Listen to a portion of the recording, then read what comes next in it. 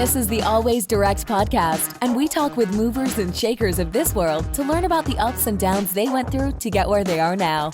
Let's get started with the show.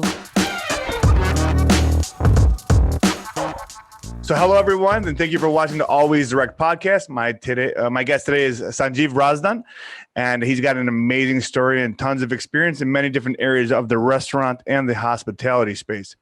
He's worked with Yum Brands, Sheraton Hotels, and most recently with Sweet Peas, which I believe is the only unicorn restaurant in the history, right? Is that true?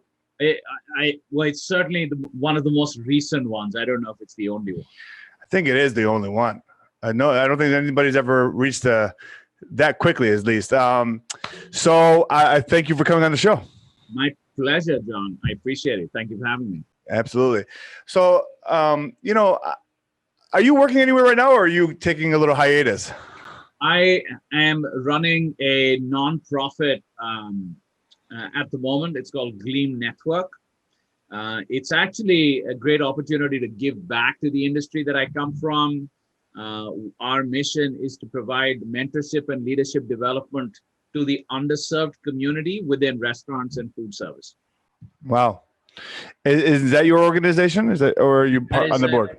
Yeah, I have founded that organization. I obviously am also now the chair of the board at the moment. And yeah, we're very excited doing some good work, making an impact, particularly in this year, right, where a lot of people have needed help. Yeah, I know. It is a strange year. So how long were you with Sweet Peas? I was with Sweetgreen. Sweetgreens. Yeah, Sweetgreen for about 2.5 years. I wrapped up with them end of June this year. So about 2.5 years, yeah. Yeah, and did you leave because of the whole Corona, or did you just decide to move on? What was the reasoning?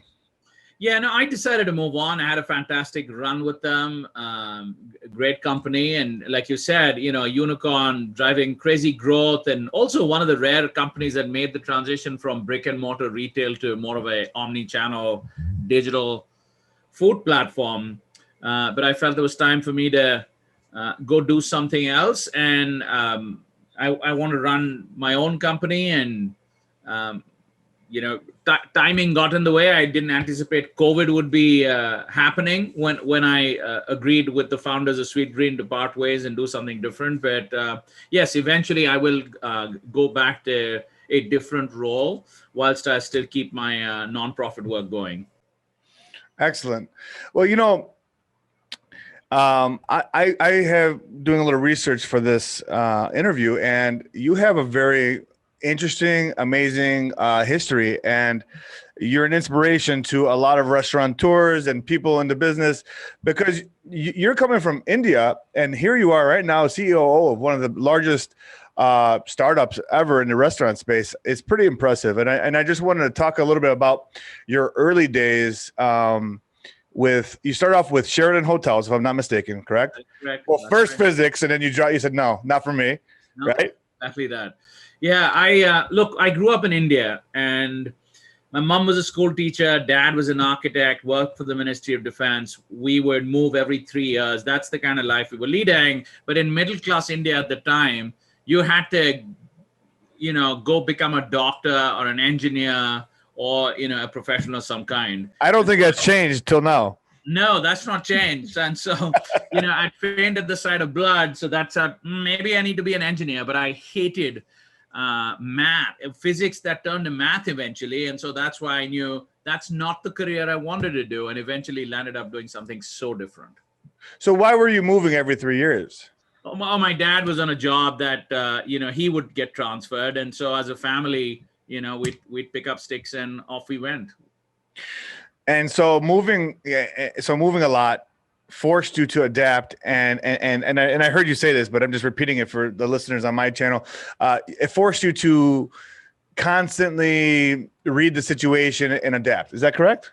That's absolutely right. I think, one of the things I learned very early on was just resilience, right? Just the fact that you got to learn and adapt. India is a large country, lots of different cultures across the country. So it's interesting to just, go someplace new, make new friends, adjust into a school, the community. It was hard, but it also, I think, what I didn't realize at the time was preparing me for life, right? Which often resembles these kind of situations. Yeah. You cannot connect the dots going forward. You have to look backwards. That's it. Yeah, absolutely. So how long were you with Sheraton Hotels? I was with them for 5 years. Okay. And did you start out as on the bottom, or where were you when you first started? I joined them as what was called they had a management training program. And it was a 2-year program, at the end of which you got a postgraduate qualification in hotel administration and a job with them, right?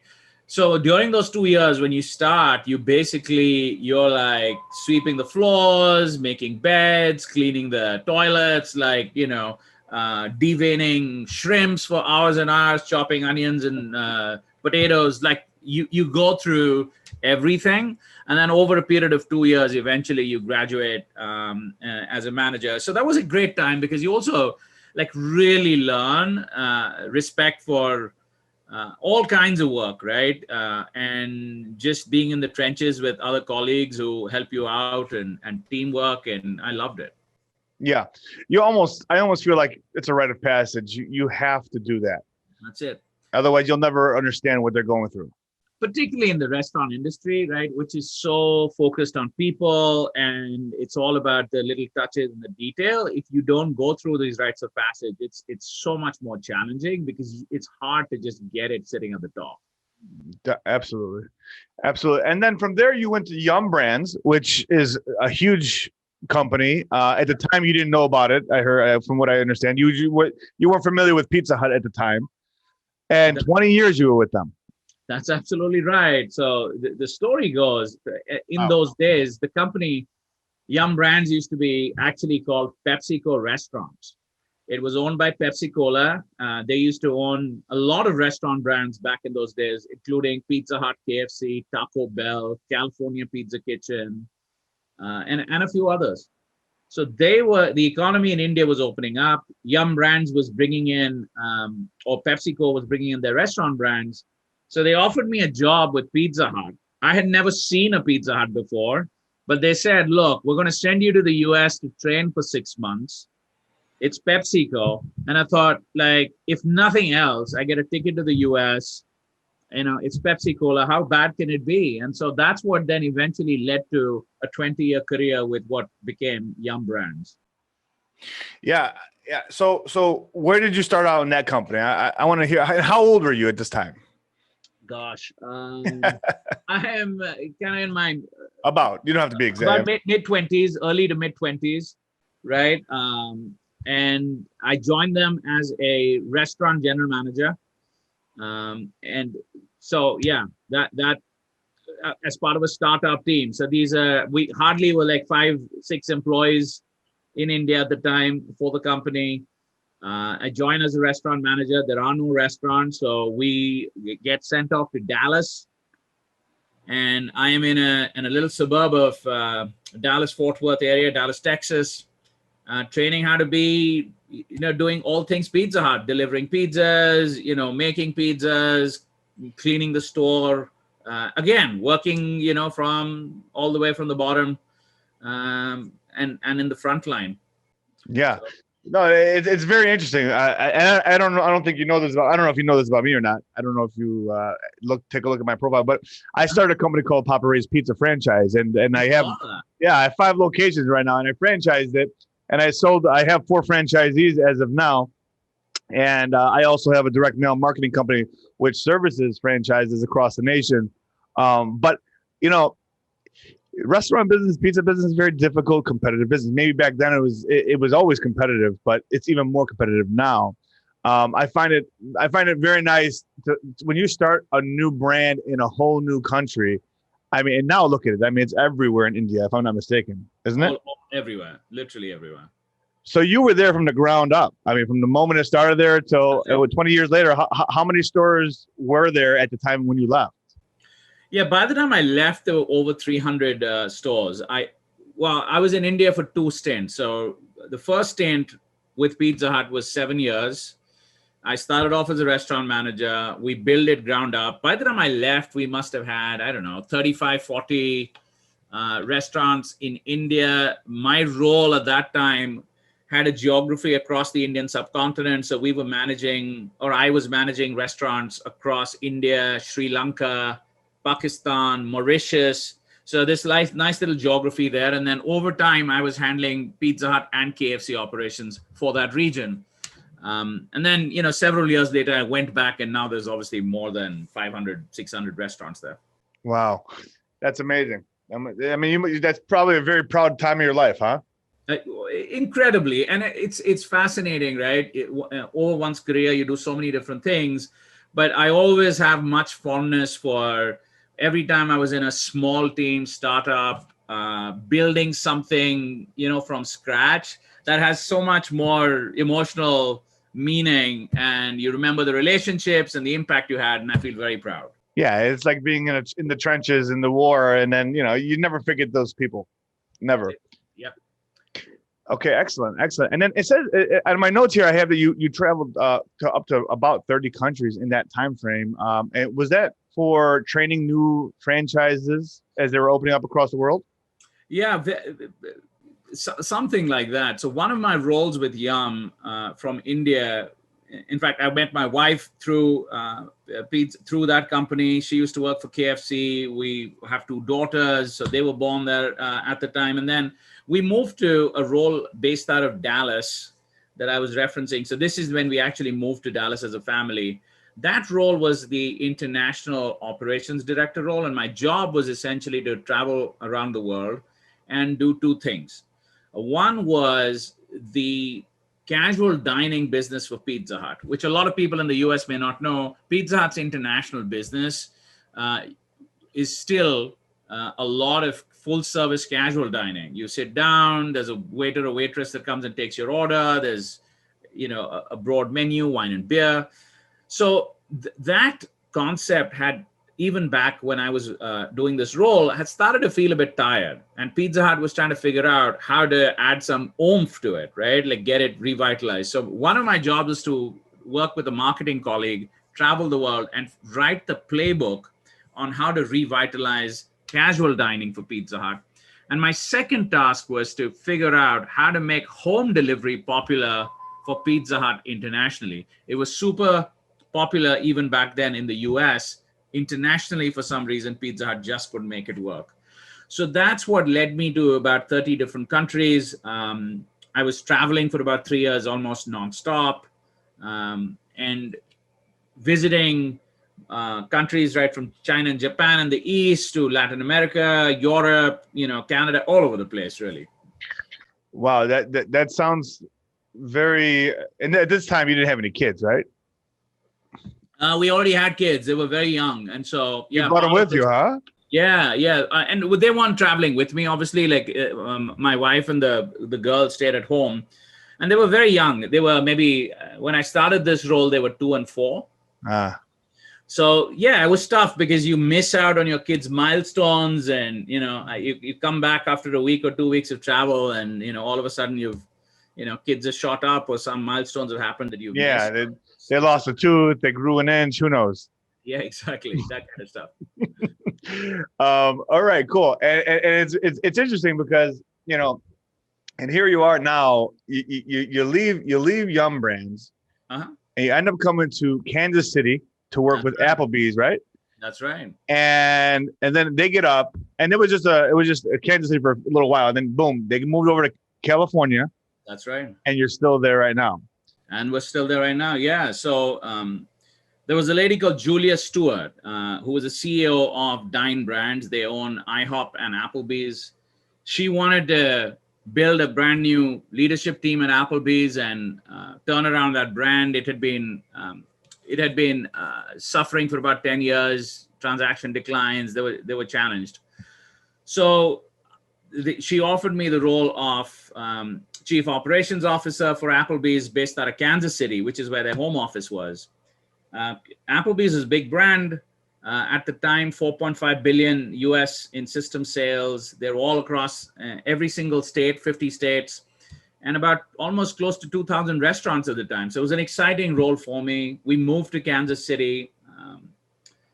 And within about 5 months of moving, the company decided to move their campus to Glendale, California. And then that's what brought us to LA. And we've been here for ever since. It's been about 6 years now. So, I see you've been everywhere. You've been all over the world. You've worked with a bunch of different hospitality industries. And now I have a bunch of questions to pick your brain. Okay. Because you've got a very unique experience. You're not one side. You got a lot of breadth, in my opinion. It seems that you've been, fast casual restaurants across the world. They're similar, but there's a lot of differences. And so here we are, where a lot of people are nervous. A lot of people are scared. We are in a strange situation. Some people are freaking out and some people think it's overblown. So my question to you is, there's a lot of people who say the restaurant industry is never going to be the same. Fast casual and these full dining places like Applebee's, TGI Fridays, most of them are going to be wiped out eventually, and it's going to be more fast casual. What are your thoughts on the future of full dining, the fast casual full dining, like the lower end full dining versus fast casual? Yeah, look, great question. And here's my perspective on affordable full casual dining, right? Sure. I think first of all, what is happening and has been happening, I'd say for the last sort of decade almost, is that consumers have greater choices. There's a lot of places they can go to spend their hard-earned dollars. So when they go out, they're looking for a great experience, especially for casual dining. If you're going out Friday night, Saturday night, you want a little bit of an escape. You want to be treated right. You want great food at great value and a really, really good experience, right? The challenge for that segment, the affordable casual dining, is how do you offer a meaningful, great experience to your customers? The brands that are going to be able to make that happen will survive and thrive, right? And that is happening even today, right? But equally, I think if there are brands that don't keep up, that are doing the same old thing, that just don't offer anything unique, and it's, what I call apathetic. So it's not bad. The service is not horrible, but it's not memorable, right? Sure. The food's okay. And you're like, yeah, whatever, right? I think those kinds of concepts some of them are already dying out, and I don't think they'll survive way into the future because there's no place, they're just not competitive enough, right? But I don't think the category is going to go away anywhere. I think the human beings' desire to go out and connect with other people and meet with friends and be waited upon is a basic human need. And I think there will be restaurants out there taking care of that need and will do well, right? So that's one perspective on full service, affordable casual dining. Fast casual, on the other hand, I think the whole idea of this category was that they were able to offer close to casual dining experience at close to fast food prices, right? In a much shorter, more convenient experience. So you think about Chipotle or Sweetgreen or other concepts of this kind, even Panera Bread, which are sort of players in this fast casual space. I think what is happening with that segment is a couple of things. First of all, they have to also up their game on the experience, right? But they have the benefit of pivoting off-premise or digitally a lot more than the full-service casual dining players. So what they're doing is they're offering that food and that experience for delivery. They're offering it for curbside pickup. They're offering it to go. And obviously that's opening up a lot of different channels for them, right? They're upping their game on packaging, making sure that the food sort of packaged right, hot food stays hot longer, cold food stays cold. So those kinds of things, right? Just overall quality improvement of the food. And constantly finding ways of offering better value, right? In terms of price value as much as experience value. So I think that is what is happening to fast casual. Just they'll have to up their game and offer as much of a seamless digital experience and off-premise experience as they do in store. Absolutely. Absolutely. So if I were to narrow that down just in a short sentence, you're saying impress the customers and all the weak ones will be weeded out. Absolutely. I think there's two factors, John, that which will determine things. One is, are you taking care of your customers? And two, do you have the capital or the strength on your balance sheet or the funds to stay alive, right, in a difficult time? A lot of people had over leveraged, borrowed more money than they perhaps should have, incurred too much debt, and I think they're struggling. Absolutely.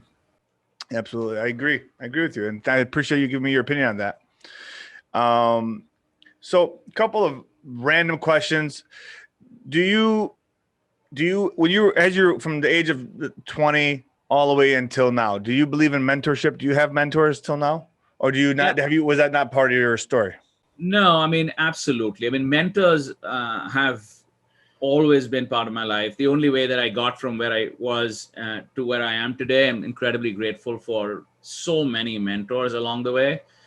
Some formal mentors and some just, informal mentors, people who sit you down at the right stage or the right time in your life, right? And tell you what you need to know and help you out, give you a leg up and give you, a healthy dose of reality. Or demonstrate to you that they believe in you. So mentoring happens in so many different ways. I'm incredibly grateful. That's happened to me multiple times. Niren Chaudhary was one of my mentors right from my early Pizza Hut days, who hired me into Pizza Hut and is now the CEO of Panera Bread. I continue to. It's very interesting. I'm actually just emailed his I think executive assistant to set up him. He's coming on. Oh, is he? Yeah. And I just watched him playing guitar on LinkedIn. He just sang a song on LinkedIn. He seems I'm a very interesting person. So that's great. Yeah, very dynamic person. So I've had, mentors like him. He continues to be a great mentor and a friend. And so I look to people like that for guidance, even till date. So and that's what we need to hear. I mean, everybody needs mentors. I just wanted to know how strongly you believed in that, and that's great. So when you go to a new company like Sweetgreens, were you nervous? Yeah, absolutely. But before we talk about Sweetgreens, I just want to go and make one quick comment about mentoring. This nonprofit that I spoke to you about right at the beginning of what I'm doing, that is all about providing mentoring to other people that need mentoring, or for people who want to give back by being mentors. So I want to call out, if there's anybody amongst your listeners, particularly if they are coming from the restaurant and the food service industry, if you're looking for a free mentor, because this is all just to pay it forward, go to gleamnetwork.net and sign up. Equally, if you want to be a mentor and help somebody out, gleamnetwork.net. We'd be very grateful and very happy to help those that either want mentoring or want to provide mentorship. Is that Gleam, GLEAM network.net? That is correct. It's gleamnetwork.net, and GLEAM is an acronym that stands for Global Leadership Enhancement and Mentorship Network, right? So gleamnetwork.net. Okay. All right. I love it. Yeah, we'll go to the real question that you asked, which was, hey, was I anxious about Sweetgreen? I really was, right? I was coming out of Sweetgreen, Applebee's at the time, I beg your pardon. Mm-hmm. I was getting close to turning 50 at this stage of my life. And I turn up for my interview at Sweetgreen.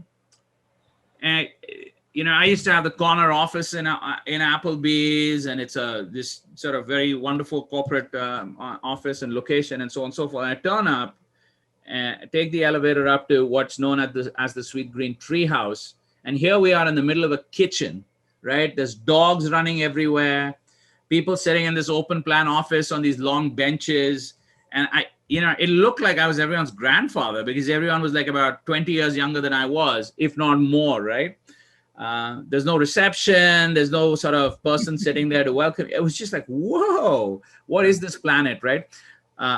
So there was something very electric about that energy, that vibe, the spirit. But it was also a lot of change from what I'd been used to. And therefore, I certainly had a degree of anxiety walking into that environment.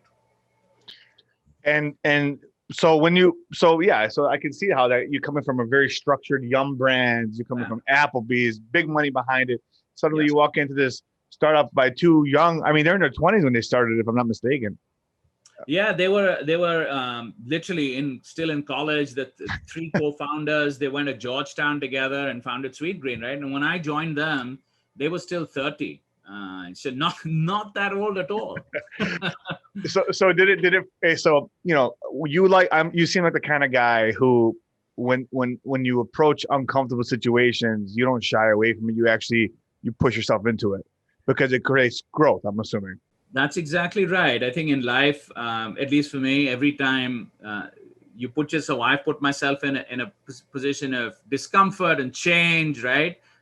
That's where my growths come from. Both growth as a person and as a leader, but also career growth, right? We're just embracing opportunities that were thrown my way, like you seize them and literally open doors, and that's where growth happens. So yeah, I was actually pretty pumped up about the Sweetgreen opportunity because of this. Sure. And so I'm gonna just wrap up by asking you, what's your next move? How long are you gonna be working on your GLEAM network? Are you gonna be there for the next couple of years? What's the plans? Yeah, so GLEAM Network is hopefully going to be there forever and a day. And I will continue to hopefully have involvement with GLEAM Network in some shape or form. Right now, of course, leading that organization over time, I'll pass the baton on and somebody else will lead it. But I hope to continue to volunteer my time and support it for years to come.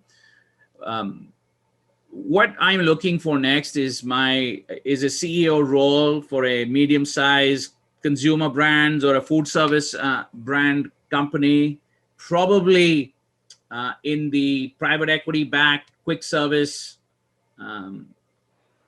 area.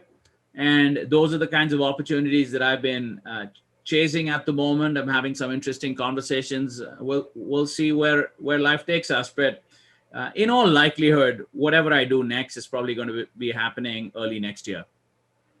Yeah. Depending on who's president, depending on how it's going with coronavirus. Exactly. All of that. Well, I want to say thank you once again for coming on the show, Sanjiv. You have been an excellent guest, and I think that we can learn a lot from what you've talked about today. Right. Thank you so much. I appreciate it. Enjoyed being here, John.